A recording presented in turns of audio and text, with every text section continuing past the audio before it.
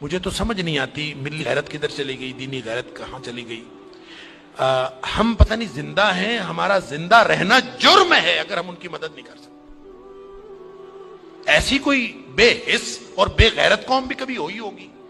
ہم نے تاریخ میں بے غیرتی کی بڑی داستانیں سنی ہیں۔ اللہ تعالیٰ قرآن میں فرماتا ہے وَمَا لَكُمْ لَا تُقَاتِلُونَ فِي سَبِيلِ اللَّهِ، اب تمہیں کیا موت پڑ گئی ہے، اب کیوں نہیں لڑتے تم اللہ کے راستے میں؟ وَالْمُسْتَضْعَفِينَ مِنَ الرِّجَالِ وَالنِّسَاءِ وَالْوِلْدَانِ الَّذِينَ يَقُولُونَ رَبَّنَا أَخْرِجْنَا مِنْ هَذِهِ الْقَرْيَةِ ظَالِمِ أَهْلُهَا، پوری دنیا پر ظلم کی داستانیں ساری دنیا دیکھ رہی ہے۔ مسجد اقصیٰ کو آگ لگا دی گئی ہے، ہماری بچیوں کو، بہنوں کو، بیٹیوں کو وہ اپنے گھٹنے کے نیچے لے کے بیٹھے ہوئے ہیں، تصویریں سوشل میڈیا پر شیئر ہو رہی ہیں، بچے چھوٹے چھوٹے قتل کیے جا رہے ہیں، کسی کو غیرت نہیں آ رہی۔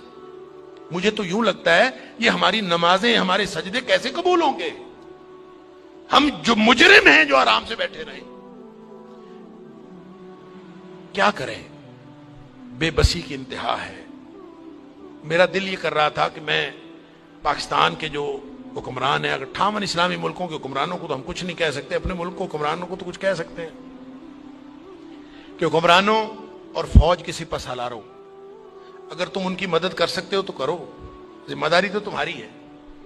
نہیں کر سکتے نا تو ہمیں ایک جہاز میں بھر کے وہاں بھیج دو، کم از کم ہم عزت کی موت ماری جائیں، کم از کم جا کے ہم وہاں پہ ان کے ساتھ شہید ہو جائیں، اللہ کو قیامت کے دن ہم اور نبی کریم صلی اللہ علیہ وسلم کو چہرہ دکھانے کے تو قابل ہوں کہ اللہ ہمیں غیرت تھی، ہمارے اندر کوئی ملی اور دینی غیرت تھی۔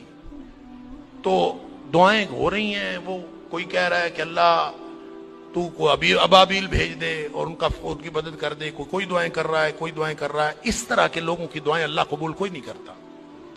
دعاؤں کے لیے بھی غیرت کی ضرورت ہے، آپ پہلے قدم اٹھائیں پھر اللہ سے دعا کریں۔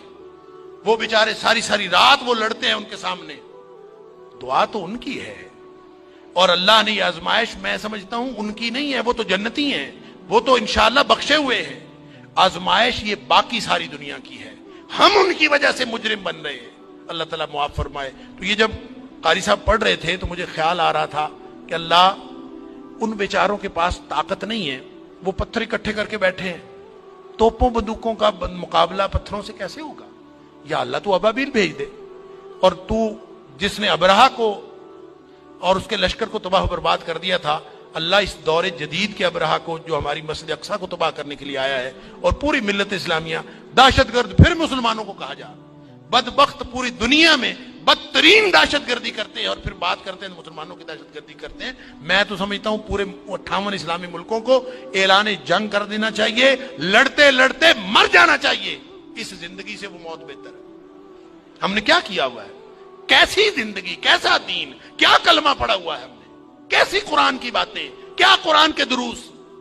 ہم یہاں سکون سے بیٹھے ہیں، پنکھے چل رہے ہیں، موج میں اللہ پانی پینے کو مل رہا ہے، نماز آرام سے پڑھ رہے ہیں، سجدے آرام سے کر رہے ہیں، وہاں ہماری بہنیں بیٹیاں لٹ رہی ہیں۔ کہاں گئی غیرت ہماری؟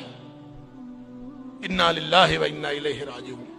مجھے تو یوں لگتا ہے کہ شاید یہ ہمارے آرام سکون سے کیے ہوئے سجدے بھی کہیں جرم نہ بن جائیں۔ اللہ تعالی ہم سب کو معاف فرمائے۔